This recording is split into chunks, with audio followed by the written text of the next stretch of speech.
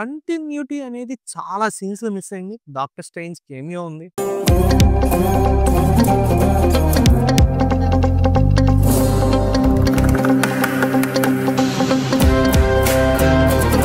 Welcome to the review of 'Kishkindhapuri' starring Bellamkonda Sai Srinivas, Anupama Parameswaran. ఇందులో బేసిక్‌గా 2 కేటగిరీస్‌గా ఈ రివ్యూ అయితే చెప్తాను. చివరిదాకా స్కిప్ చేయకుండా అయితే చూడండి. మూవీ లవర్ పర్స్పెక్టివ్ ఎట్లా ఉంటది, అప్పుడప్పుడు మూవీ చూసే పర్స్పెక్టివ్ ఎట్లా ఉంటుందో చెప్పబోతున్నా.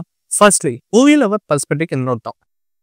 సో ఈ మూవీ ఎలా ఉంది అంటే నాకు ఒక యావరేజ్ ఫీలింగ్ ఇచ్చింది. పాయింట్ నచ్చింది.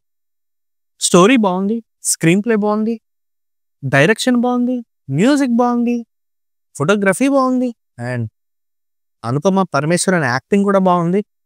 అండ్ బెల్లంకొండ అన్న పర్ఫార్మెన్స్ దగ్గరికి వస్తే అప్పుడప్పుడు మూవీస్ చూసే వాళ్ళ పర్స్పెక్టివ్ ఎట్లా ఉంటుందంటే, ఓకే మూవీ బాగుంది, ఇలాంటి సినిమా తెలుగు సినిమాల్లో ఇప్పటిదాకా రాలేదు, ఎందుకంటే ఆ సౌండ్ డిజైనింగ్ అట్లా ఉంది, గుడ్ వాచ్ అని అయితే చెప్తాను. ఓవరాల్ గా వెళ్దాం. మన హీరోయిన్ జనాలకి ఒక హాంటింగ్ ఎక్స్పీరియన్స్ ఇవ్వాలి అని చెప్పి హాంటెడ్ ప్లేసెస్ తీసుకెళ్లి వాళ్ళు క్రియేట్ చేసుకునే స్పెషల్ ఎఫెక్ట్స్ తో వాళ్ళని భయపెట్టి వాళ్ళకి ఒక మంచి ఎక్స్పీరియన్స్ ఇచ్చి బయటకి తీసుకొస్తారు. అలా ఒక రోజు ఒక హాంటెడ్ ప్లేస్కి వెళ్తారు. ఆ హాంటెడ్ ప్లేస్కి వెళ్ళాక ఏం జరిగింది, ఆ హాంటెడ్ ప్లేసెస్ అసలు ఎవరికి, ఆ హాంటెడ్ ప్లేస్ లో అసలు ఎవరున్నారు, అసలు ఎందుకు అది ఒక హాంటెడ్ ప్లేస్ అయింది అనేది ఈ movie main plot. First 10 minutes sound designing అయితే సూపర్ అంటే సూపర్ ఉంది. మ్యూజిక్ అనేది ఈ మూవీలో మెయిన్ పిల్లర్ అని అయితే చెప్తాను. ఇక ప్రోస్ అండ్ కాన్స్ గురించి మాట్లాడుకుంటే నాకు స్టోరీ స్క్రీన్ ప్లే నచ్చింది.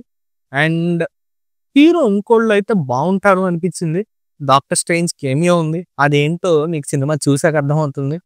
ఒక సీన్ లో ఒక పాప అపోజిట్ హౌస్ కట్ చేస్తే ఆ పాపకి ఏదో ప్రాబ్లం వచ్చిందని మన హీరో 1 కిలోమీటర్ పరిగెడతాడు.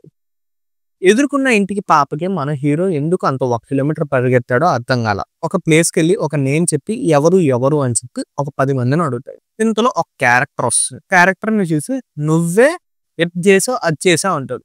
ఆ క్యారెక్టర్ ఏమన్నా ఆడి పేరు చెప్తాడా? లేదు.